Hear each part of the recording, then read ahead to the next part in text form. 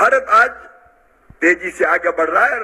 प्रधानमंत्री जी के नेतृत्व में खेती पीछे न रह जाए, इसके लिए हम दिन और रात काम कर रहे हैं।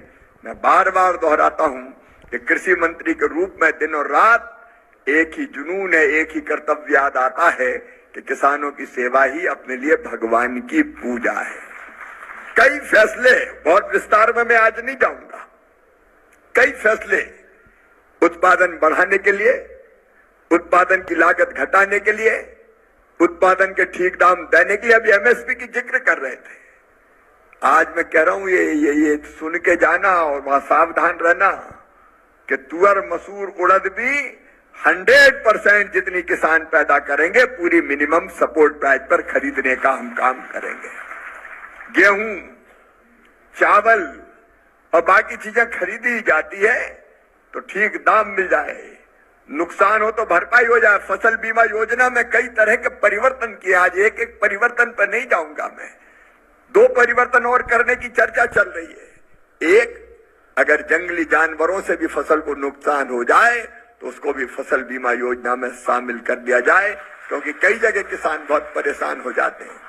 दूसरे, जल के भराव के कारण, पानी में डूबने के कारण फसलें खराब हो जाती है तो वो भी फसल बीमा योजना में शामिल नहीं था, उसको भी हम शामिल करने का विचार कर रहे हैं।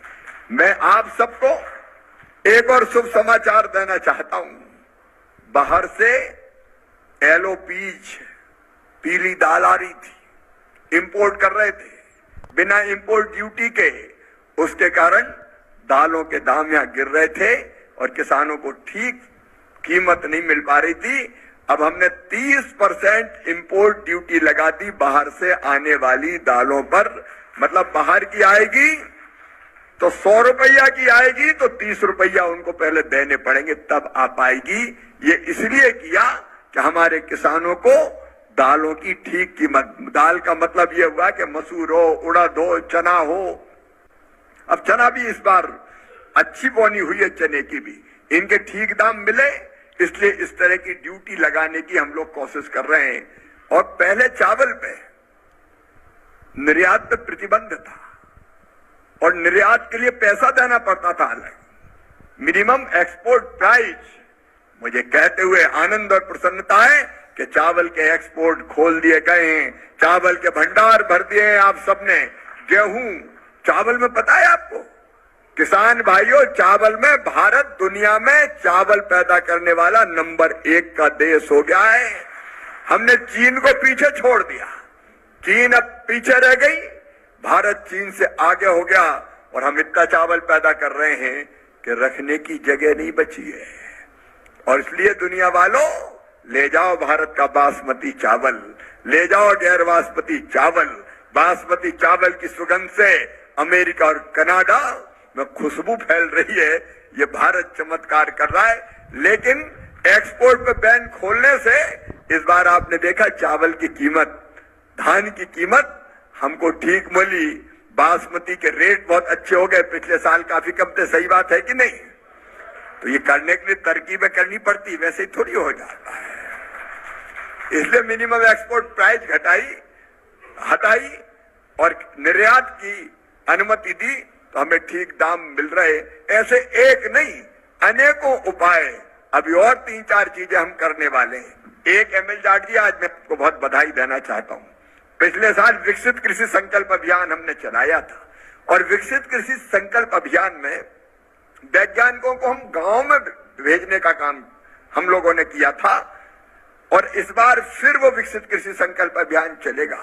तो विकसित कृषि संकल्प अभियान में जो चीजें सामने आई थी वो कौन कौन सी आई थी, मैं वो आपको बताना चाहता हूं। एक तो हमने आईसीआर को जिम्मेदारी दी थी कि जितने विषय किसानों ने उठाए उन विषयों पर वैज्ञानिक शोध करें, रिसर्च करें। आपने 52 टीमें बनाने का काम किया है अलग अलग चीजों पर और वो 52 वैज्ञानिकों की टीमें हमारे हर शंका का और हर समस्या का समाधान करेगी।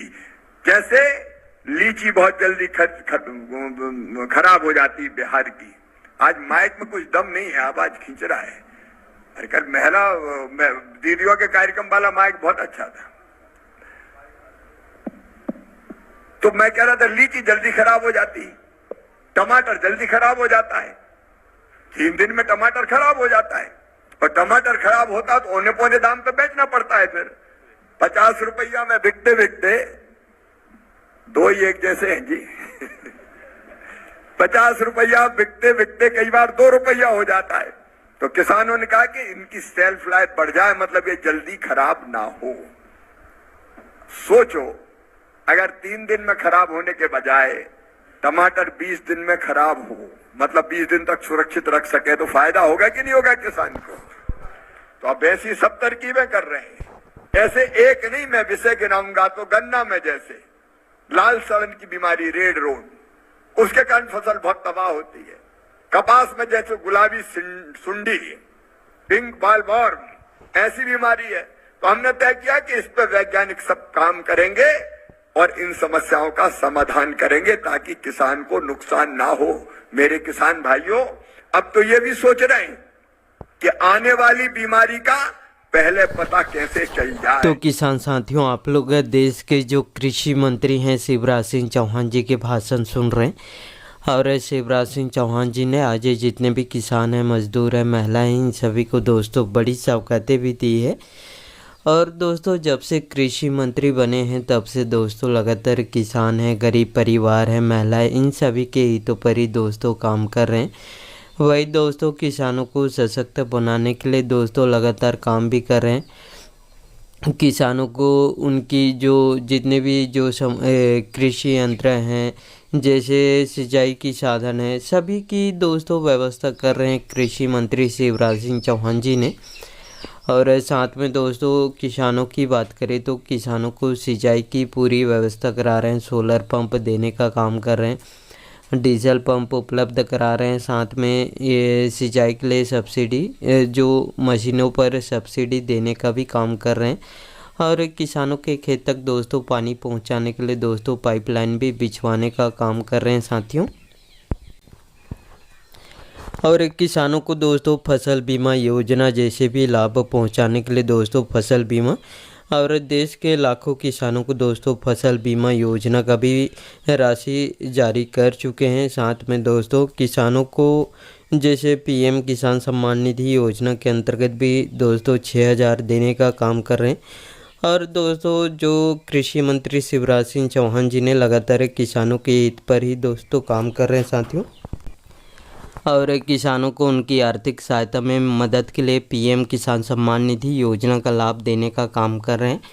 और दोस्तों देश के लगभग इसमें 12 करोड़ किसानों को दोस्तों पीएम किसान सम्मान निधि योजना का लाभ देने की दोस्तों इसमें स्वीकृति दे दी है, जिसमें से बहुत सारे किसान इसमें ई-केवाईसी नहीं कराते हैं, साथ में दोस्तों भूमि का सत्यापन नहीं कराते हैं। ऐसे किसानों को दोस्तों वंचित होना पड़ता है। लेकिन दोस्तों लगभग पिछले जो 21वीं किस्त जारी किया गया था उसमें 9 करोड़ 70 लाख किसानों को पीएम किसान सम्मान निधि योजना का जो 21वीं किस्त मिला है साथियों।